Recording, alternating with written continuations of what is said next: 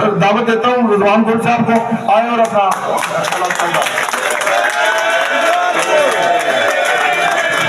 بسم اللہ الرحمن الرحیم، بسم اللہ الرحمن الرحیم۔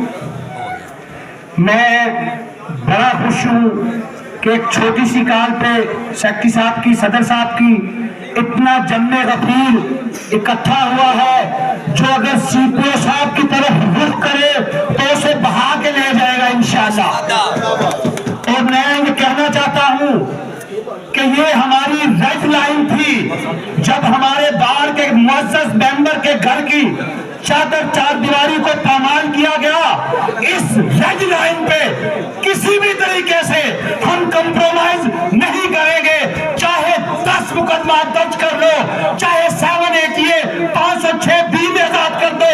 اللہ کی قسم کھا کے کہتا ہوں، اور میں صدر صاحب کو بھی اور سیکٹری صاحب کی توسط سے یہ کہنا چاہتا ہوں کہ اس طرح 788 بحال کر کے ایک معمولی سے مقدمے میں جس میں کوئی ایک پتہ بھی نہیں ہلا، اور اس میں آپ نے 788 بحال کی اور ان لوگوں کو سٹنگ جوائنٹ سیکرٹری جو ہمارے وکیلوں کا مینڈیٹ لے کے آیا ہے اس کو دہشت گردی کے پرچے میں انوالو کیا، اور اس کے بعد یہ عمر فاروق، عامر فاروق جن کا کوئی کنسرن نہیں، ان کو آپ نے روک کیا اس بنیاد پہ کہ یہ جب پرچہ ہوگا، معاملہ ہائی لائٹ ہوگا، ادھر میں رجیم جائے گی، پولیس آئے گی، کمپرومائز ہوگا، اور یہ جو ہم پہ ایف آئی آر کے آرڈر ہیں اس کو ایک ساتھ ہم صلح کر لیں گے تو یہ ان کی بھول ہے۔ ایف آئی آر فیس کریں گے، سامنا کریں گے، عدالتیں ہماری ہیں، قانون کے طالب علم ہیں، ہم اس اوچھے ہتھ کھنڈوں میں نہیں آئیں گے اور آپ کو منطقی انجام تک پہنچائیں گے انشاءاللہ۔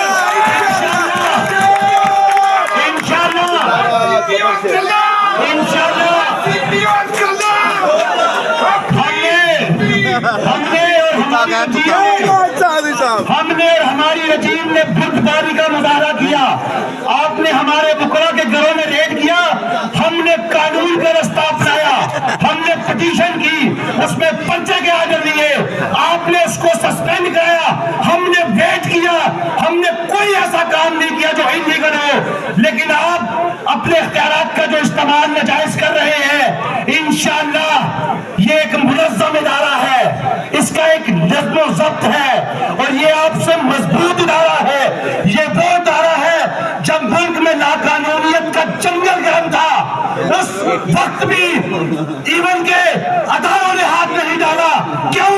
کیونکہ یہ مضبوط ادارہ ہے۔ تمہاری کیا اوقات ہے؟ تم تو آج ہم کہیں تم تو اپنی پتلونیں اتار کے بھاگ جاؤ، ہمارے دو وکیل جائے سارا سیشن کورٹ خالی کر دیتے ہو۔ تم نے ہمیں ڈرانا ہے، تم 788 سے ہمیں ڈراؤ گے، ہم تمہیں تمہارے دفتروں میں آ کے ماریں گے۔